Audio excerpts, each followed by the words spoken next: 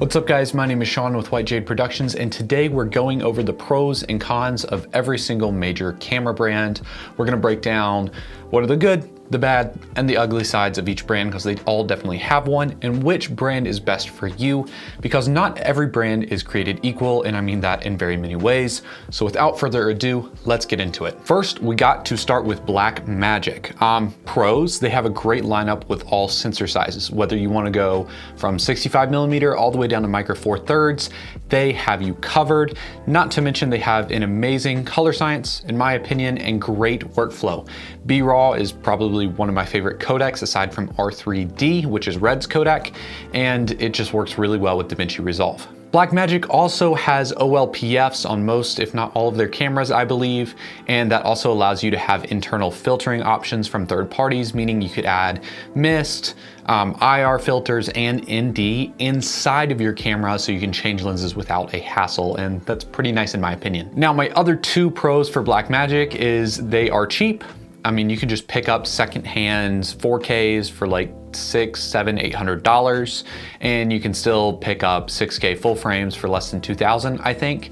Not to mention the Pixis is only $3,000, which just really is not that bad. Blackmagic also allows you to shoot open gate, and that is becoming a very popular feature these days, especially if you shoot anamorphic, so having that is also very nice. However, it does come with some cons. Blackmagic has some very poor frame rate options. Outside of their flagship cameras, they just don't have great frame rates.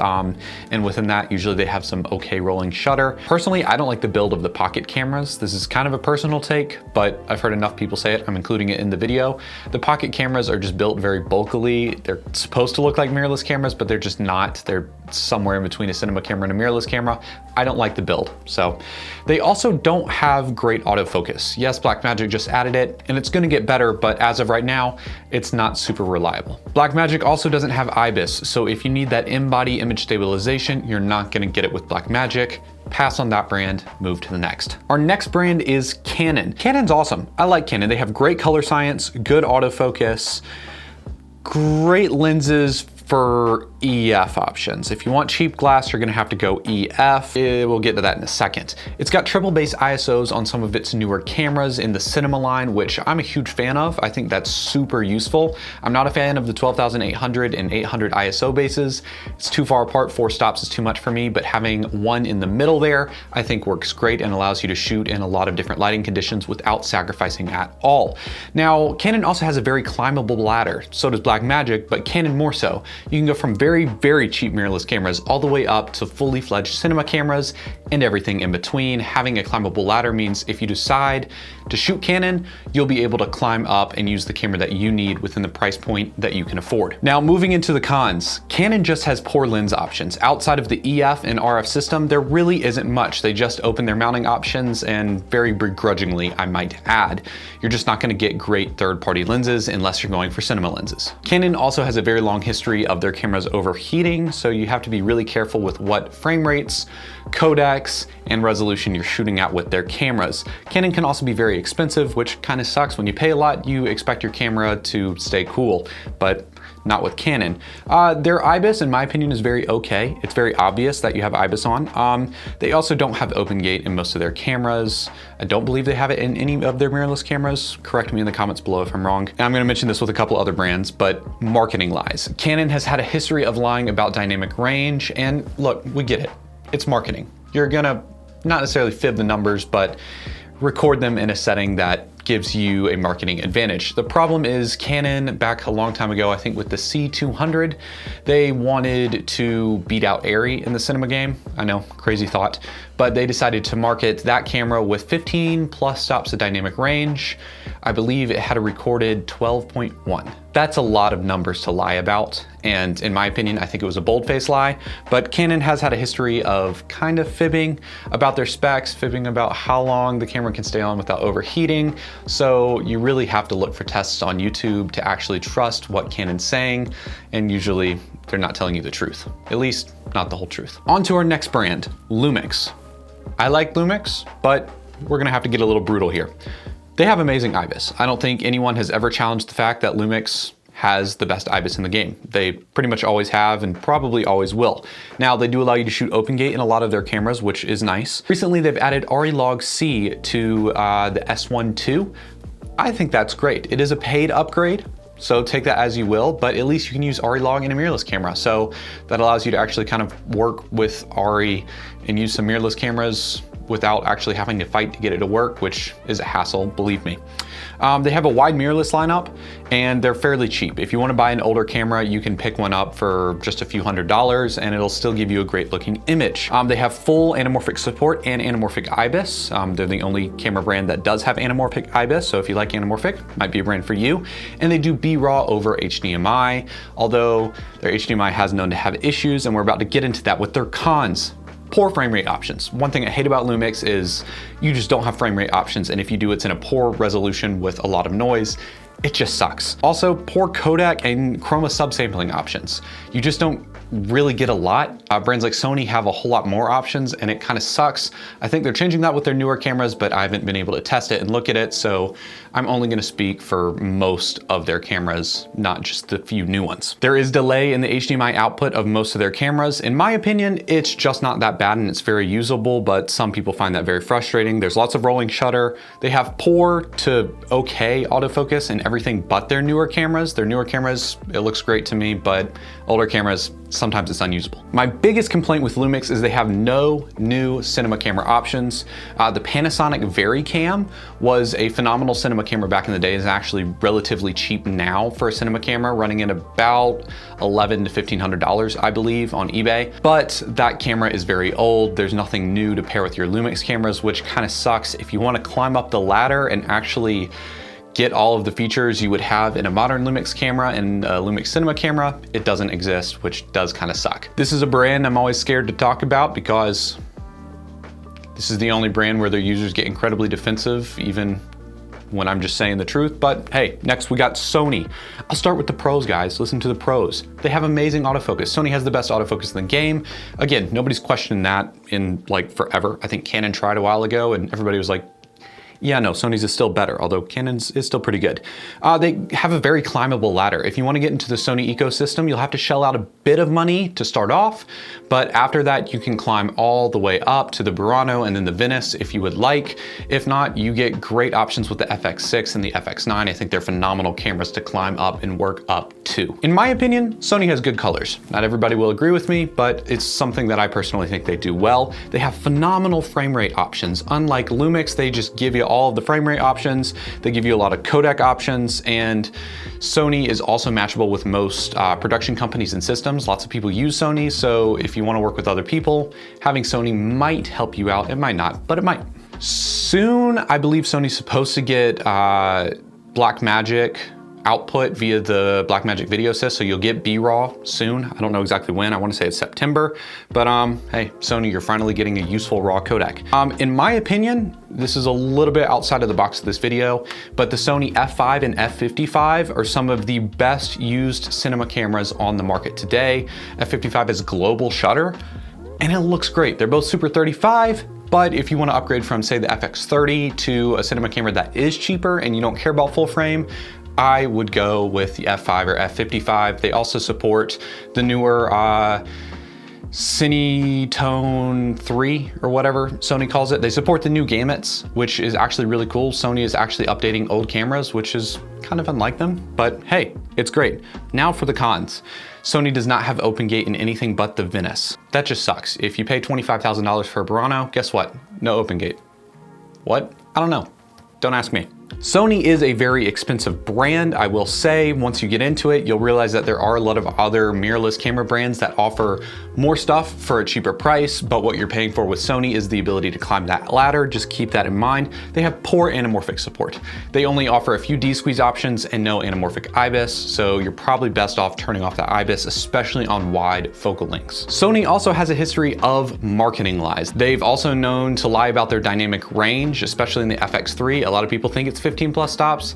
It's not, it's 13.2, I believe. It's 15 stops in photo mode, but nobody's really shooting photos with the FX3, so I feel like that was kind of a moot point. Kind of sucks. They're just about as good as every other camera brand's dynamic range. I don't understand the need to push it so hard, but whatever.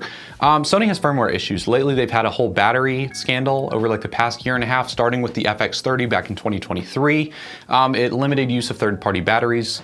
I know it's been adjusted to allow you to do that, but it still pops up warnings, and I believe the A6700 is the most recent benefactor of the new firmware, and it's just not allowing you to use like small rig batteries or Viltrox batteries or other third parties, which in my opinion just sucks because they're all safe and fine to use.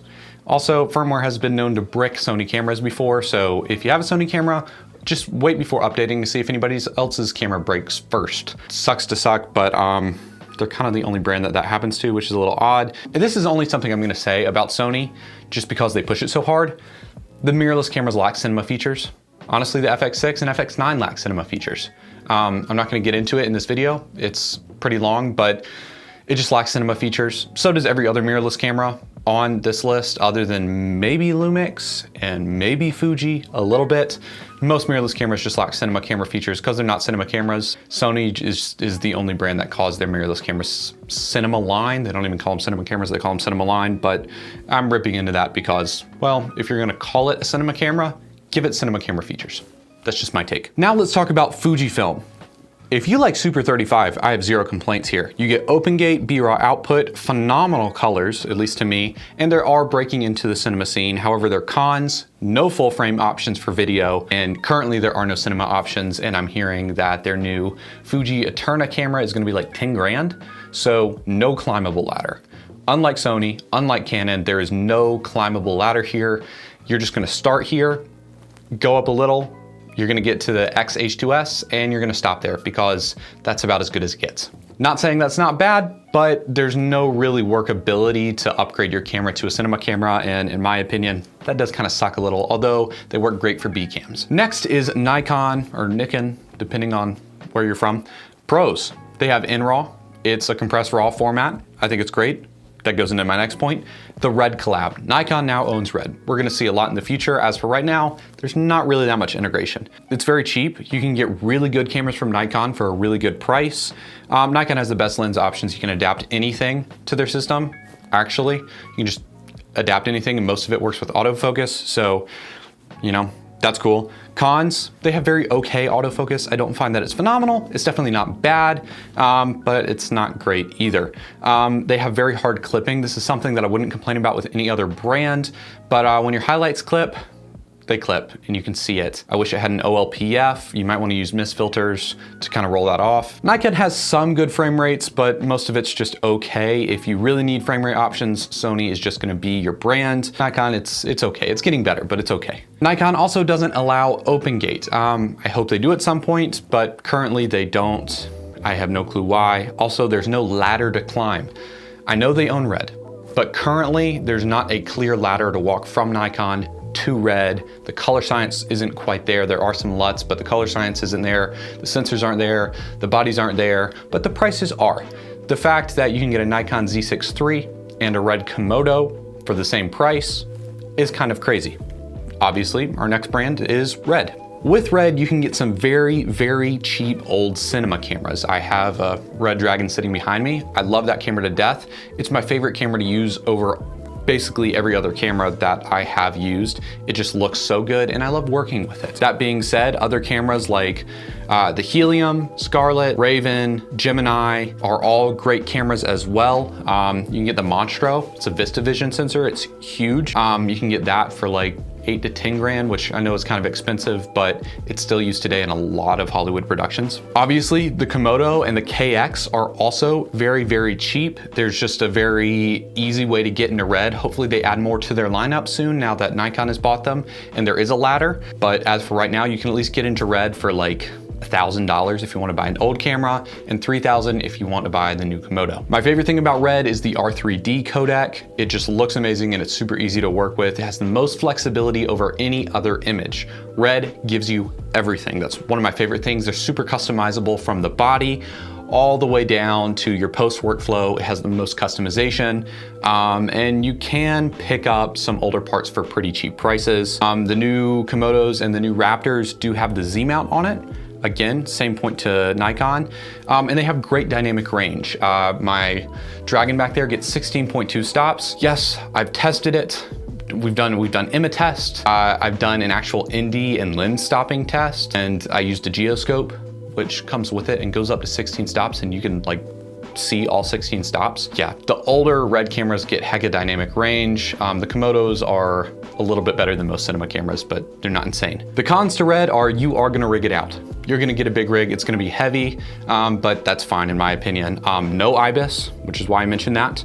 And the variable color science. One of my least favorite things about RED is if you're gonna put a Dragon, a Komodo, and a Helium side by side, you're gonna spend some time matching those cameras. They just do look different, which kind of sucks in my opinion. I don't like that you can't just match cameras as easily as you could with a brand like Canon or Sony or Lumix, but it just is what it is. At the same time, I don't really know people who are matching Dragons, Heliums, and Komodos all the time. I just don't see it. And in narrative works, it's just a little easier to do because the lighting usually is so well crafted, you're gonna get the same look out of camera anyways. But that's my take there. Again, no ladder. RED has 0 ladder. Nikon does not count. There's nowhere to go. If you buy into Nikon right now and you're like, oh, I want a DSM-Z3, great, you can get the Komodo X, the V-Raptor, and the V-Raptor XL. Those are all huge jumps from each other. If you want to go to older cameras, yes, there is a ladder to climb, but that wasn't intentional and I don't think it's fair. So I'm gonna say RED has no ladder. That's been my review on all of the camera brands. Which one should you buy? I don't know, that depends on what you need. My big takes are if you do a lot of narrative commercial stuff, Blackmagic and RED are gonna be your brands. If you do a lot of doc work, I think that Sony and Canon are brands. And if you're gonna do sports, I'd exclusively stay with Sony. However, any of these brands could do any of the other brands' jobs. It just depends what you do. Thank you guys for watching. Like and subscribe, and until next time.